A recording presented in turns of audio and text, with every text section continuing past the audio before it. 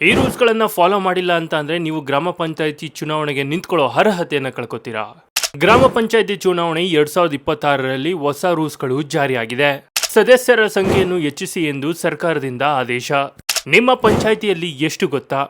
ಗ್ರಾಮ ಪಂಚಾಯತಿ ಚುನಾವಣೆ 2026 ದಿನಾಂಕ ಯಾವಾಗ? ಹಾಗಾದ್ರೆ ಏನಿದು ಮಾಹಿತಿ ಎಲ್ಲ ಸಂಪೂರ್ಣವಾಗಿ ನೋಡೋಣ. ಅದಕ್ಕೂ ಮುನ್ನ ನೀವು ಕೂಡ ಗ್ರಾಮ ಪಂಚಾಯತಿ ಚುನಾವಣೆಗೆ ಕಾಯ್ತಿದ್ರೆ ತಪ್ಪದೆ ಈ ವಿಡಿಯೋವನ್ನ ಲೈಕ್ ಮಾಡಿ, ಹಾಗೆ ನಿಮ್ದು ಯಾವ ಗ್ರಾಮ ಪಂಚಾಯತಿ ಎಂದು ನಮಗೆ ಕಮೆಂಟ್ ಮೂಲಕ ತಿಳಿಸಿ.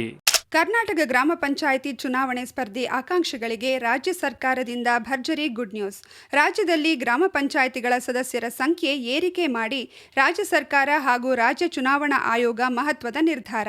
ಗ್ರಾಮಗಳಲ್ಲಿ ಗ್ರಾಮ ಪಂಚಾಯಿತಿ ಚುನಾವಣೆ ಅಂದ್ರೇನೆ ಹಾಗೆ, ಅದೇನೋ ವಿಶೇಷ. ಇತರ ಚುನಾವಣೆಗಳಲ್ಲಿ ಇದ್ದಂತೆ ಈ ಗ್ರಾಮ ಪಂಚಾಯಿತಿ ಚುನಾವಣೆಗಳಲ್ಲಿ ಇರಲ್ಲ. ಇದು ಅತ್ಯಂತ ನಿಷ್ಠೂರವಾಗಿ ಹಾಗೂ ವೈಯಕ್ತಿಕವಾಗಿ ನಡೆಯುವ ಪಕ್ಷೇತರ ಚುನಾವಣೆಯಾಗಿದೆ. ಹಳ್ಳಿಗಳಲ್ಲಿ ಇತ್ತೀಚೆಗೆ ಗ್ರಾಮ ಪಂಚಾಯಿತಿ ಸದಸ್ಯ ಸ್ಥಾನಕ್ಕೆ ಸ್ಪರ್ಧಿಸುವ ಅಭ್ಯರ್ಥಿಗಳನ್ನು ಈಗಾಗಲೇ ಜನರು ಅವರವರ ವಿಶ್ವಾಸ ಗಳಿಸಿರುವ ಅಭ್ಯರ್ಥಿಗಳನ್ನ ಚುನಾವಣೆಗಳಲ್ಲಿ ನಿಲ್ಲಿಸಲು ಪೂರ್ವ ಸಿದ್ಧತೆ ತಯಾರಿ ನಡೆಸುತ್ತಿದ್ದಾರೆ. ಹಾಗೂ ಈ ಬಾರಿ ಸದಸ್ಯ ಸ್ಥಾನಕ್ಕೆ ಸ್ಪರ್ಧಿಸುವ ಆಕಾಂಕ್ಷಿಗಳು ಕೂಡ ಈಗಿನಿಂದಲೇ ಪೂರ್ವ ತಯಾರಿ ನಡೆಸುತ್ತಿದ್ದು, ಹಳ್ಳಿಯ ವಾತಾವರಣದಲ್ಲಿ ಗುಸುಗುಸು ಪಿಸುಪಿಸು ವಿಷಯ ಮತ್ತು ವಿಚಾರಗಳು ಅಲ್ಲಲ್ಲಿ ಕೇಳಿಬರುತ್ತಿವೆ. ಸ್ಪರ್ಧೆಗಳು ಅಭ್ಯರ್ಥಿಗಳನ್ನ ಸಿದ್ಧಗೊಳಿಸುತ್ತಿರುವ ಗ್ರಾಮಸ್ಥರು ಹಾಗೂ ಸ್ಪರ್ಧೆಗೆ ಸ್ಪರ್ಧಿಸಲು ತಯಾರಾಗುತ್ತಿರುವ ಅಭ್ಯರ್ಥಿಗಳು ಈಗಿನಿಂದಲೇ ತಯಾರಿ ನಡೆಸುತ್ತಿದ್ದು, ಗ್ರಾಮ ಪಂಚಾಯಿತಿ ಚುನಾವಣೆ ಎಂದರೆ ಹಳ್ಳಿಗಳಲ್ಲಿ ಹಬ್ಬವೇ ಹಬ್ಬ. ಬನ್ನಿ, ರಾಜ್ಯದ ಗ್ರಾಮ ಪಂಚಾಯಿತಿಗಳ ಚುನಾವಣೆ ದಿನಾಂಕ ಹಾಗೂ ಮತದಾನದ ದಿನಾಂಕ ಹಾಗೂ ಫಲಿತಾಂಶದ ದಿನಾಂಕ ಸೇರಿದಂತೆ ರಾಜ್ಯದಲ್ಲಿ ನಿಮ್ಮ ಜಿಲ್ಲೆಯಲ್ಲಿ ಹಾಗೂ ನಿಮ್ಮ ತಾಲೂಕಿನಲ್ಲಿ ಮತ್ತು ನಿಮ್ಮ ಗ್ರಾಮ ಪಂಚಾಯಿತಿಯಲ್ಲಿ ಈ ಬಾರಿ ಎಷ್ಟು ಸದಸ್ಯರ ಸಂಖ್ಯೆಯನ್ನ ಹೆಚ್ಚಳ ಮಾಡಲಾಗಿದೆ ಎನ್ನುವ ಬಗ್ಗೆ ಕಂಪ್ಲೀಟ್ ಆಗಿ ತಿಳಿದುಕೊಳ್ಳಲು ತಪ್ಪದೆ ವಿಡಿಯೋವನ್ನ ಕೊನೆವರೆಗೂ ನೋಡಿ. ಮತ್ತು ನೀವು ಕೂಡ ಗ್ರಾಮೀಣ ಪ್ರದೇಶಕ್ಕೆ ಸಂಬಂಧಿಸಿದವರಾಗಿದ್ದರೆ ಅಥವಾ ಹಳ್ಳಿಯವರಾಗಿದ್ದರೆ ಈ ವಿಡಿಯೋಗೆ ಈಗಲೇ ಒಂದು ಲೈಕ್ ಮಾಡಿ.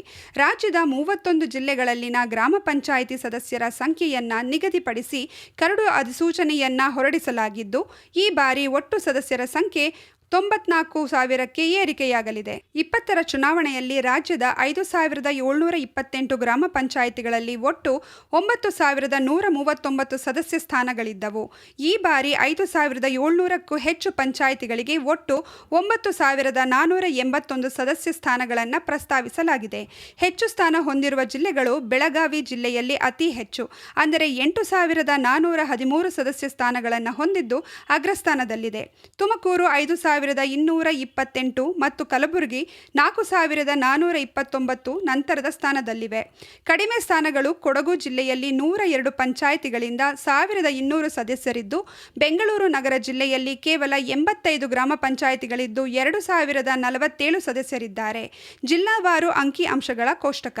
ಬೆಳಗಾವಿ ಜಿಲ್ಲೆಯಲ್ಲಿ 497 ಗ್ರಾಮ ಪಂಚಾಯಿತಿಗಳು, 8,413 ಸದಸ್ಯರ ಸಂಖ್ಯೆ. ತುಮಕೂರು ಜಿಲ್ಲೆಯಲ್ಲಿ 329 ಗ್ರಾಮ ಪಂಚಾಯಿತಿಗಳು, 528 ಸದಸ್ಯರ ಸಂಖ್ಯೆ. ಕಲಬುರಗಿಯಲ್ಲಿ 260 ಗ್ರಾಮ ಪಂಚಾಯಿತಿಗಳು, 4,429 ಸದಸ್ಯರ ಸಂಖ್ಯೆ. ವಿಜಯಪುರ ಜಿಲ್ಲೆಯಲ್ಲಿ 211 ಗ್ರಾಮ ಪಂಚಾಯಿತಿಗಳು, 3,949 ಸದಸ್ಯರ ಸಂಖ್ಯೆ. ಮಂಡ್ಯ ಜಿಲ್ಲೆಯಲ್ಲಿ 229 ಗ್ರಾಮ ಪಂಚಾಯಿತಿಗಳು, 3,789 ಸದಸ್ಯರ ಸಂಖ್ಯೆ. ಕ್ಷೇತ್ರ ಮರುವಿಂಗಡಣೆ ಮತ್ತು ಆಕ್ಷೇಪಣೆ. ಕರ್ನಾಟಕ ಪಂಚಾಯತ್ ರಾಜ್ ಕ್ಷೇತ್ರ ಮರುವಿಂಗಡಣಾ ಆಯೋಗವು ಈ ಕುರಿತು ಅಧಿಸೂಚನೆಗಳನ್ನು ಬಿಡುಗಡೆ ಮಾಡಿದೆ. ಸಾರ್ವಜನಿಕರು ಈ ಬಗ್ಗೆ ತಮ್ಮ ಆಕ್ಷೇಪಗಳನ್ನು ಸಲ್ಲಿಸಲು ಶುಕ್ರವಾರದವರೆಗೆ ಕಾಲಾವಕಾಶ ನೀಡಿದೆ. ಅಂತಿಮ ಅಧಿಸೂಚನೆ ಹೊರಬಿದ್ದ ನಂತರ ಎಸ್ಸಿ, ಎಸ್ಟಿ, ಒಬಿಸಿ ಮತ್ತು ಮಹಿಳೆಯರಿಗೆ ಮೀಸಲಾತಿ ನಿಗದಿಪಡಿಸುವ ಪ್ರಕ್ರಿಯೆ ನಡೆಯಲಿದೆ. ರಾಜಕೀಯ ಪಕ್ಷಗಳ ಸಿದ್ಧತೆ. ಚುನಾವಣೆ ಸಮೀಪಿಸುತ್ತಿದ್ದಂತೆ ರಾಜಕೀಯ ರಂಗದಲ್ಲೂ ಚಟುವಟಿಕೆಗಳು ಗರಿಗೆದರಿವೆ. ಕಾಂಗ್ರೆಸ್ ಪಕ್ಷವು ಗ್ರಾಮ ಮಟ್ಟದಲ್ಲಿ ತಮಗೆ ಇರುವ ಬೆಂಬಲದ ಕುರಿತು ಸಮೀಕ್ಷೆ ನಡೆಸುತ್ತಿದ್ದರೆ, ಬಿಜೆಪಿ ಮತ್ತು ಜೆಡಿಎಸ್ ಪಕ್ಷಗಳು ಕೂಡ ತಮ್ಮ ಕಾರ್ಯಕರ್ತರ ಮೂಲಕ ಹಳ್ಳಿಗಳಲ್ಲಿ ಸಿದ್ಧತೆ ಆರಂಭಿಸಿವೆ.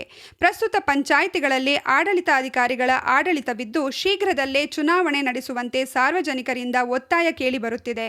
ಈ ಕ್ಷೇತ್ರ ಮರು ವಿಂಗಡಣೆಯ ಪ್ರಕ್ರಿಯೆಯು ಮುಕ್ತಾಯಗೊಂಡ ಕೂಡಲೇ ರಾಜ್ಯ ಚುನಾವಣಾ ಆಯೋಗವು ಮತದಾನದ ದಿನಾಂಕಗಳನ್ನು ಘೋಷಿಸುವ ಸಾಧ್ಯತೆ ಇದೆ. ನೋಡಿದ್ರಲ್ಲ ಸ್ನೇಹಿತರೆ, ಇದೇ ಗ್ರಾಮ ಪಂಚಾಯಿತಿ ಚುನಾವಣೆಗೆ ಯಾವೆಲ್ಲ ಹೊಸ ರೂಲ್ಸ್ಗಳು ಜಾರಿಯಾಗಿದೆ ಅಂತ. ಈ ಬಗ್ಗೆ ನೀವೇನು ಹೇಳ್ತೀರಾ? ನಿಮ್ಮ ಅನಿಸಿಕೆ ಅಭಿಪ್ರಾಯಗಳನ್ನು ನಮಗೆ ಕಮೆಂಟ್ ಮೂಲಕ ತಿಳಿಸಿ.